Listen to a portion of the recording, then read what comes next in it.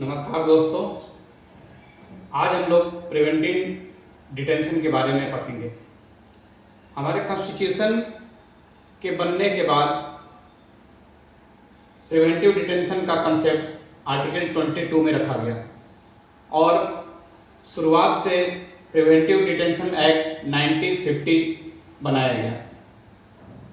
उसके बाद 1971 में मीसा एक्ट को लाया गया। मीसा का फुल फॉर्म है maintenance of internal security act. 1971 से पहले पीडी एक्ट 1950 लागू था। उसके बाद एनएसए एक्ट आया 1980 में, नेशनल सिक्योरिटी एक्ट।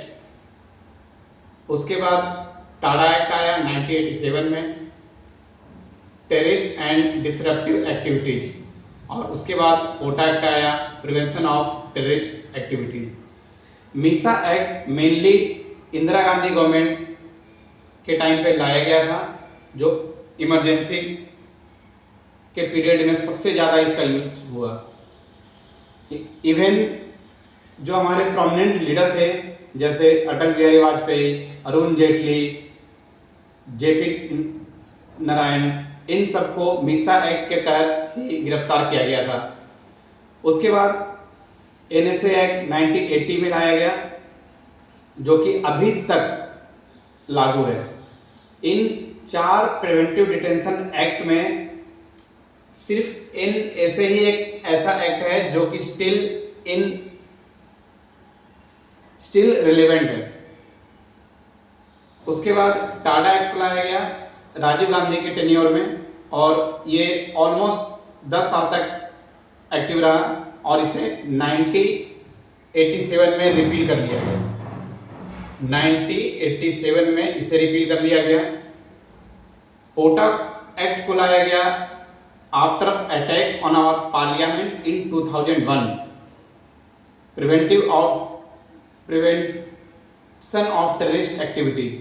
और ये एक्ट भी 2004 में रिपील कर लिया गया।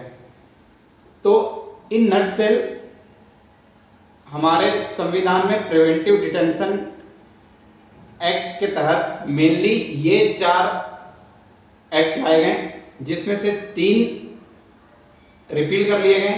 मीसा एक्ट को 1977 में रिपील कर लिया गया था, टाडा रिपील कर लिया गया, ओटा रिपील कर लिया गया, बट एनएसए एक्ट अभी भी एग्जिस्टेंस में है। और एनएसए एक्ट के तहत ही अभी रिसेंटली सोनम वांगचुक, जो कि लद्दाख के रहने वाले हैं, उनको डिटेन किया गया था और after a period of almost 170 days उनको रिलीज किया गया है। इवन इन अगस्त 2019 जब जम्मू एंड कश्मीर का आर्टिकल 370 रिपील किया जा रहा था या एब्रोगेट किया जा रहा था, उस टाइम पे वहाँ के पॉलिटिशियंस उमर अब्दुल्ला और जो भी एमिनेंट पॉलिटिशियंस थे, उन सबको भी एनएसए एक्ट के तहत ही गिरफ्तार किया गया था। Thank you.